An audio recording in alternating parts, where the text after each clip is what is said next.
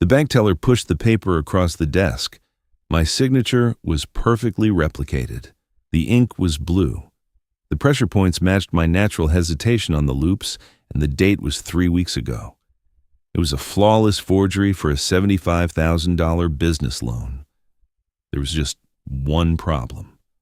The man who forged it didn't know I spent 30 years putting people in federal prison for exactly this crime. And worse, the man who forged it was my son. I sat back in the leather chair. The vice president of lending for Calgary Dominion Bank sat across from me. His name was Miller. He looked nervous. He had reason to be. "Mr. Vance," Miller said, his voice dropping an octave in an attempt to project authority. "As you can see, the secondary line of credit was fully authorized on the 12th of last month. $75,000 disbursed directly to Marcus Vance, LLC. I didn't speak immediately. I let the silence stretch. 30 years in the fraud division of the Financial Crimes Unit taught me that silence is a physical weight. Most men can't carry it. They start talking to fill the space. They start giving you information you never asked for." Miller shifted in his chair. The leather creaked. "The funds were released per the joint account mandate," he added softly. "Your son, Marcus, provided the secondary identification." I picked up the document. I didn't yell. I didn't demand to see the manager. I didn't tell Miller that on the 12th of last month, I was sitting in a hospital waiting room with my wife while she underwent a 6-hour bypass surgery.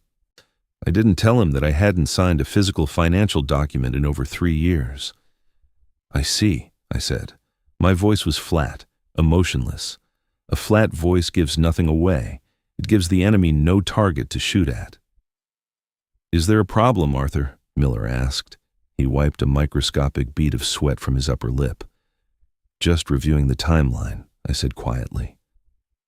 I placed the paper back on his desk. I aligned its edges perfectly parallel with his leather blotter. Small actions, deliberate control. Marcus was 34. He sold commercial logistics software. He drove an Audi he couldn't afford and wore suits that cost more than my first car. For 3 years, he had been treating me not as a father, but as a slowly expiring asset. He thought I was a relic, a quiet old man who spent his days pruning rose bushes and reading historical biographies. He had forgotten what I did before I retired, or maybe he just assumed I had lost my edge. I stood up. "Could you provide me with a notarized copy of this file?" "Of course," Miller said, visibly relieved that I wasn't causing a scene in his lobby. He didn't know. Marcus didn't know. The $75,000 was already gone. I knew that. But Marcus had made a fatal miscalculation. He had crossed a line that belonged to my professional jurisdiction. I wasn't just going to take the money back. I was going to dismantle his life. I drove home from the bank in my 2012 Honda Accord. It is a reliable car, unassuming, invisible. People look at a man driving a 10-year-old sedan and they make assumptions. They assume a fixed income. They assume a shrinking world. They assume vulnerability. I let them. My name is Arthur Vance, 68 years old. I retired from the Provincial Fraud Investigation Bureau 7 years ago. Full government pension, no debt. The house in Oak Ridge is paid off. Before I retired, I was the man they called when a corporate ledger didn't balance by a suspiciously round number. I was the man who traced shell companies through 3 continents to find stolen pension funds. I didn't carry a gun. My weapon was a calculator, a subpoena, and an obsessive, unforgiving attention to detail. I know how money moves. I know how it breathes. And most importantly, I know how the people who steal it behave when they think no one is watching. When I arrived home, my wife, Helen, was asleep in the recliner. The bypass surgery had taken a lot out of her. She looked fragile. For 40 years, she'd been the architect of our family, the one who smoothed over Marcus's sharp edges, the one who always told me to give the boy time to grow up. I walked past her into my study. I closed the oak door. It clicked shut. A heavy final sound. In the bottom drawer of my desk, beneath tax returns dating back to 1998, is a steel lockbox. Inside is my old field journal, hardcover, black, filled with the anatomy of 1,000 lies. I sat down at my desk, unlocked the box, and placed the notarized copy of the $75,000 loan agreement next to it. I opened the journal to a blank page. I wrote the date. By May 14th. Under it, I wrote, Marcus Vance, LLC, $75,000, fraudulent authorization. In my profession, you do not act on emotion. Emotion makes you sloppy. You act on evidence. You build a cage of paper and numbers, steel bar by steel bar, until the target is trapped inside without realizing the door has been locked. Marcus thought he was dealing with an old man who didn't understand modern banking. He thought I was too distracted by Helen's failing heart to check the statement balances. He was partly right. I had been distracted, but I wasn't distracted anymore. I pulled my reading glasses down the bridge of my nose. I picked up my phone and called Stuart Park. Stuart has been my private attorney for 15 years. Before that, he was a prosecutor who specialized in asset forfeiture. He is relentless, entirely lacking in humor. And answers his phone on the second ring. Arthur, Stuart said. His voice was sandpaper over wood. Stuart, I said, I need you to pull the corporate registration records for Marcus Vance, LLC. A brief pause. Stuart doesn't ask why. He asks what. Scope? He asked. Everything, I said. Board members, filed assets, registered creditors, and I need a quiet subpoena drafted for his personal accounts at Calgary Dominion. Another pause. Slightly longer this time. Stuart understands the implication of investigating a client's own son. Criminal or civil preparation? He asked. Both, I said. I'm building a file. Understood, Stuart said. I hung up. I looked at the forged signature again. The absolute arrogance of it. The belief that I wouldn't notice, or worse, that if I did notice, I would simply absorb the blow to protect the family name. That was his mistake. He relied on my love as a shield. He was about to find out that my love had limits, but my memory for fraud did not. Marcus came for dinner on Sunday. He arrived late, which was his custom. He walked through the front door with a bottle of wine that cost $80 and a false apology that cost him nothing. Traffic on the McLeod, he said, handing the wine to Helen. He kissed her cheek, careful not to wrinkle his tailored suit. You're looking better, Mom, really. The color's coming back. Helen smiled weakly. She loved him. Mothers always love the sons who take the most from them. Arthur, Marcus said, turning to me. He didn't offer his hand. We hadn't shaken hands in years. Car still running okay? You really should let me lease you something newer, something safer for Mom. Those 2012 airbags. I don't trust them. The car is fine, Marcus, I said. I watched him walk into the living room. He took up space. He paced. He checked his phone every 3 minutes. He projected the aura of a man whose time was simply too valuable to be spent in a suburban living room. Yet he graced us with his presence as an act of profound charity. This was the disrespect. It wasn't grand theatrical villainy. It was 1,000 microscopic cuts. When we sat down at the dining table, he didn't help Helen with her chair. I did. He immediately started talking about his logistics company. According to Marcus, he was always one signature away from a massive contract, always one meeting away from revolutionizing the supply chain industry. We're expanding the server architecture next month, he said, waving his fork dismissively. Cash flow is king right now. You have to spend money to make money, Dad. It's the new economy. You wouldn't understand. Back in your day, everything was just slow. I cut my steak. Is that so? Yeah, it moves at light speed now. If you aren't leveraged, you're losing. He looked at me. His eyes were perfectly clear. There was no guilt in them, no tremor in his voice. He had stolen $75,000 from my life savings 3 weeks ago, And now he was sitting at my table, eating the meat I bought, drinking the wine he probably purchased with my money, and lecturing me on modern finance. He took a sip of water. He pushed his glass toward the center of the table, subtly expecting me to refill it. I didn't move. "How are the company's liabilities?" I asked casually. "Being heavily leveraged carries risk." Marcus laughed, a short, patronizing sound. "Risk is for people who don't know what they're doing. Everything is hedged, Dad. So don't worry your head about it." He literally patted the back of my hand. "Don't worry your head about it," like I was a child. Like I was a senile patient who had just asked a silly question about adult things. A spike of pure crystalline anger formed behind my ribs, but I kept it locked down. I let my face remain blank. "That's good to hear," I said. "You just focus on taking care of Mom," Marcus said, checking his Rolex. "Let me worry about the heavy lifting out there in the real world." The real world. I looked at his tailored sleeve. I looked at the gold watch reflecting the dining room light. I saw the $75,000 explicitly painted across his arrogant posture. He wasn't building an empire. He was building a facade, and he was using my foundation to prop it up. I nodded slowly. "I will," I said, and I meant it. The paper trail began on Tuesday. Stewart's courier arrived at my door at 8 a.m. with a sealed manila envelope. Inside were the corporate filings for Marcus Vance, LLC, along with the preliminary bank traces we had subpoenaed under the guise of an internal family estate audit. I spread the documents across my study desk. I picked up my red pen. For 30 years, whenever I found a lie in a financial document, I circled it in red.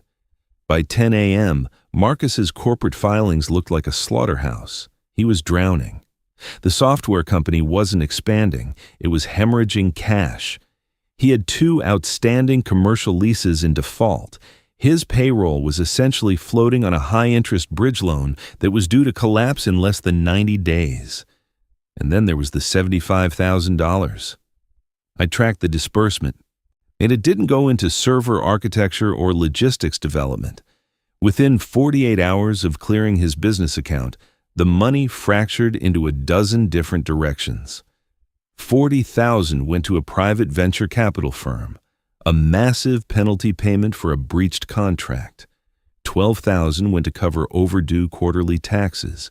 $8,000 paid off the credit card that funded his $80 bottles of wine and his tailored suits.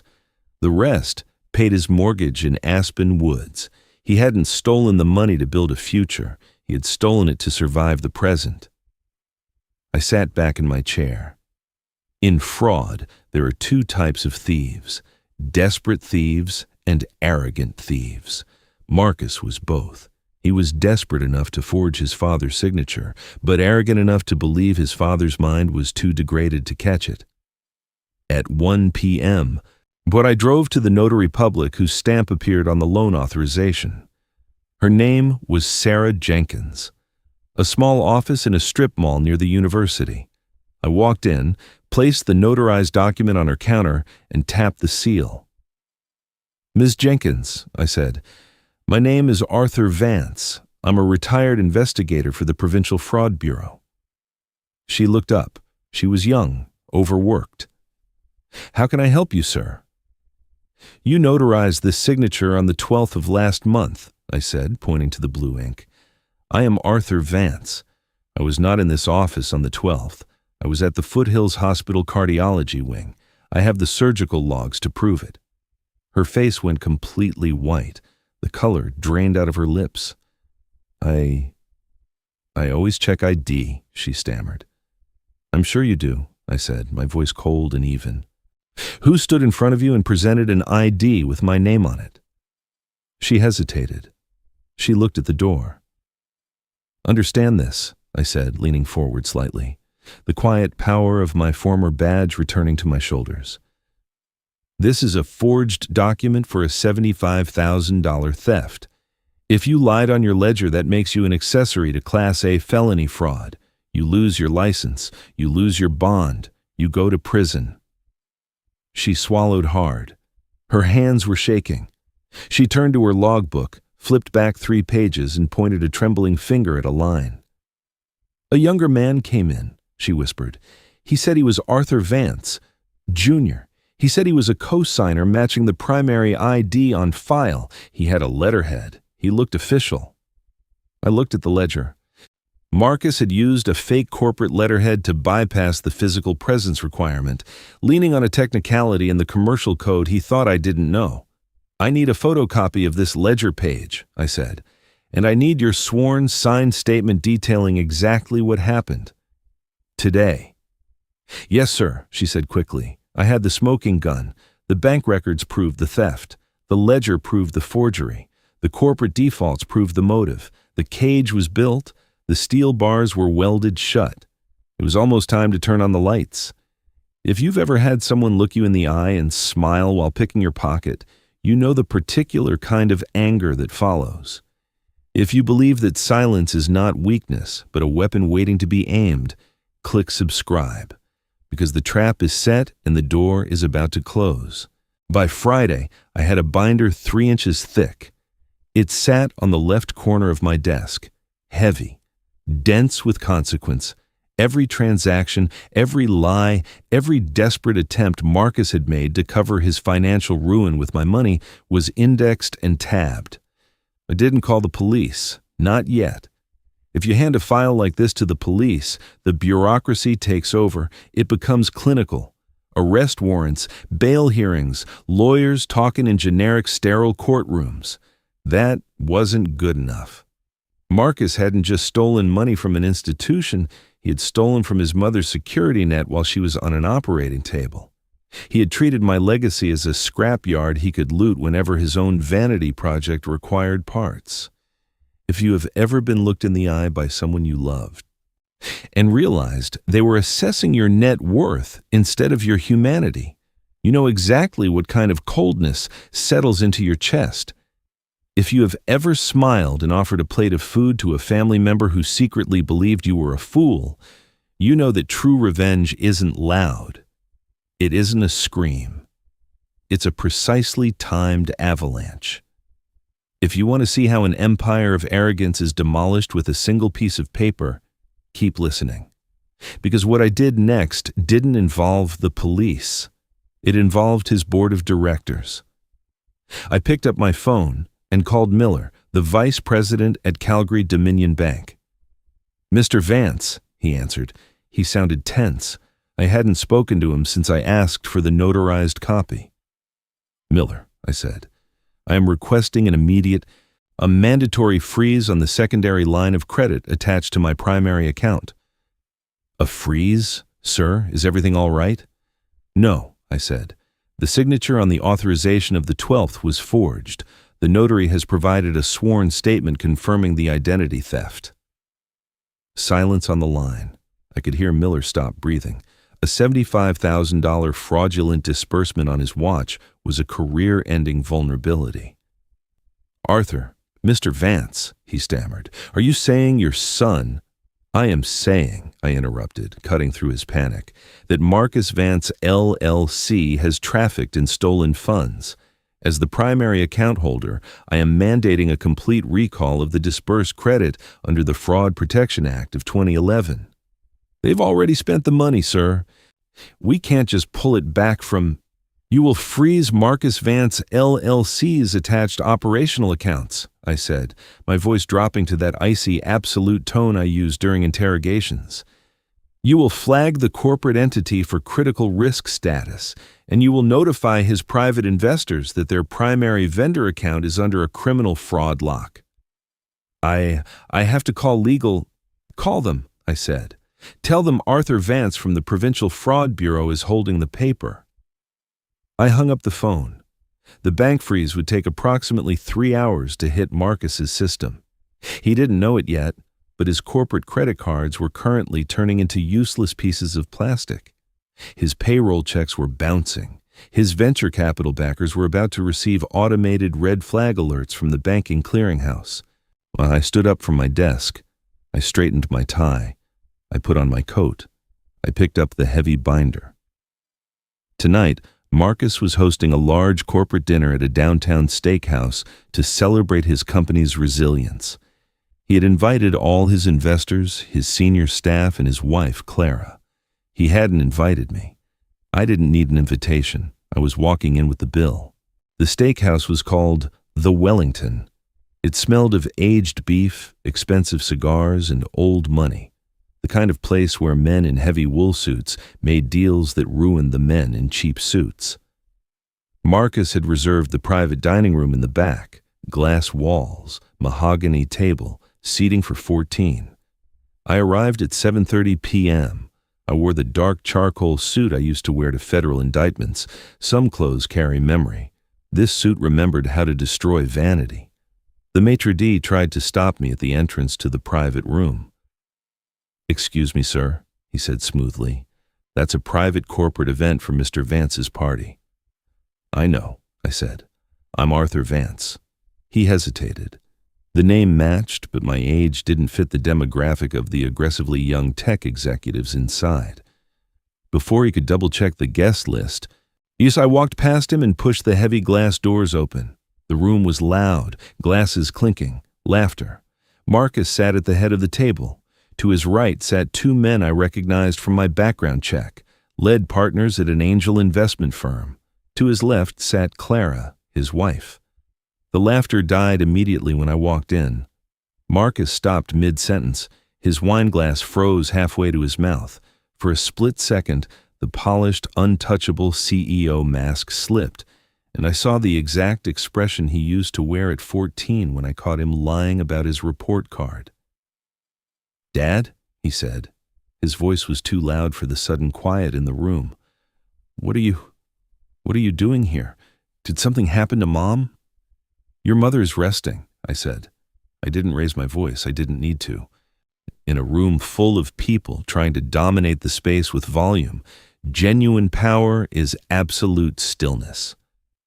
Then Marcus looked around the table. His investors were staring at me. He manufactured a strained smile. "Guys, this is my father. He must have gotten confused about the date. Let me just step outside with him for a second." He stood up and walked toward me. He reached for my elbow to physically guide me out of the room. "Let's go into the hall, Dad," he whispered, his grip tightening. "You can't be here. This is a critical meeting." I didn't move. I let him pull against my dead weight. "I'm not confused about the date, Marcus," I said. My voice carried clearly across the 15-foot mahogany table. Clara stood up. "Arthur, what's going on?" I looked at the angel investors. "I apologize for the interruption, gentlemen. My name is Arthur Vance. I am the primary account holder at Calgary Dominion Bank, whose secondary line of credit was recently used to implicitly back the operational ledger of Marcus Vance, LLC. The older investor, a man named Harrington, frowned. He put his fork down. "Implicitly backed? Marcus told us the company's cash reserves were organically generated from Q3 revenue." "Did he?" I asked quietly. Marcus's face went crimson. "Dad, stop. Stop right now." He let go of my elbow. The panic was uncoiling in his chest. He could feel the trap closing, but he didn't know how I had built it. He still thought I was just an old man making a scene. "I won't stop," I said. I lifted the heavy binder and dropped it heavily onto the empty space at the end of the table. The thud was spectacular. "This," I said, resting my hand on the black cover, is a comprehensive audit of 43 fraudulent wire transfers, 2 defaulted commercial leases, and a sworn affidavit from a notary public confirming identity theft. The room was dead silent. You could hear the hum of the air conditioning. "Identity theft?" Harrington asked. His voice had lost all its collegiate warmth. He was a shark smelling blood in the water. $75,000, I said, looking directly at Marcus. "Forged on the 12th of last month, to keep your payroll from defaulting before this dinner." Marcus physically staggered. He took half a step back, bumping into a waiter who had frozen near the wall. "That's a lie," Marcus said, but his voice cracked. My dad has been under a lot of stress. My mother had a heart attack. He hasn't been thinking clearly. He's confused. I am not confused, I said. I opened the binder. I didn't rush. I flipped past the corporate filings and pulled out the color photocopy of the loan authorization document. I slid it down the polished mahogany table. It stopped directly in front of Harrington. My signature, I said. Then I slid the notary's sworn affidavit down the table. The sworn statement acknowledging that Marcus presented himself as a co-signer using fraudulent commercial letterhead to bypass physical verification while my wife was in surgery. Harrington put on his reading glasses. When he didn't look at Marcus, he looked at the paper. In finance, paper is the only truth that matters. Marcus, Clara said. Her voice was trembling. What is he talking about? You said the Series A funding came through. It was a bridge loan, Marcus yelled. He couldn't hold the professional mask anymore. The desperation broke through. It was just a temporary bridge, Clara. I was going to pay it back as soon as Harrington signed the term sheet tonight. He turned back to me. His eyes were wild. You're ruining me, he hissed, dropping the pretense entirely. I needed that money to secure a $3 million valuation. I'm your son. You have a pension. You have the house. You didn't even need the cash. I was going to put it back before you even noticed. I noticed, I said. Why are you doing this here? He screamed. Because, I said evenly. An hour ago, I instructed Calgary Dominion Bank to execute a mandatory freeze on all assets connected to Marcus Vance LLC under the Fraud Protection Act. The bank has already initiated the recall sequence to your vendors. Harrington's head snapped up. You froze the operational accounts? Harrington asked me. Yes, I said. Harrington looked at his junior partner. Pull our term sheet right now. Call compliance. Harrington, wait, Marcus practically begged, lunging toward the investor. It's a family misunderstanding. We can clear the freeze tomorrow morning. You forged a federal loan document to hide insolvency, Harrington said coldly, standing up. He dropped his cloth napkin onto his uneaten steak. You didn't hedge a risk, Marcus. You committed a felony. We're done. The two investors stood up, unbuttoned their suit jackets, and walked toward the exit. They didn't look at Marcus as they passed him. They looked at me, gave a brief respectful nod, recognizing the executioner in the room, and walked out the glass doors. Marcus stood in the center of the private dining room. His posture had completely collapsed. The tailored suit suddenly looked 2 sizes too big for him. Clara was pale. She was looking at Marcus like she was seeing him for the first time. You stole from your sick mother? Clara asked. Her voice was barely a whisper. I was trying to save our house, Clara, Marcus pleaded, turning to her. The mortgage was 3 months behind. The car payments, everything was failing. I just needed time. You bought me a $4,000 necklace for my birthday 2 weeks ago, she said, her voice turning hard. Because I had to project success, he yelled. If they know you're bleeding, they leave you to die. You're pathetic, she said. She picked up her purse. She didn't yell. She didn't cry. She just turned and walked past him, her heels clicking sharply against the hardwood floor. Clara! She didn't stop. The remaining executives from his own company, his VP of sales, his lead developer, were quietly standing up. They were gathering their coats. When the CEO's primary account is frozen for criminal fraud, nobody stays for dessert. Within 2 minutes, the room was empty except for me, Marcus, and the waiter standing silently in the corner. Marcus dropped into his chair. He put his head in his hands. The silence stretched. It was the same physical weight I had used on Miller at the bank, but Marcus had no defense against it. He was crushed under it. You destroyed my life, Marcus said to the table. He didn't look up. 34 years, and you burned me down in 10 minutes. I walked slowly to the edge of the table. I picked up the binder. I didn't destroy your life, I said. I audited it. The math destroyed your life. He finally looked up. His eyes were red. Unflinching arrogance had been replaced by the raw terror of a man who suddenly realizes the ground beneath him is empty space. "What happens now?" he asked. His voice was small. He sounded like the 12-year-old boy who had broken a neighbor's window and knew punishment was inevitable.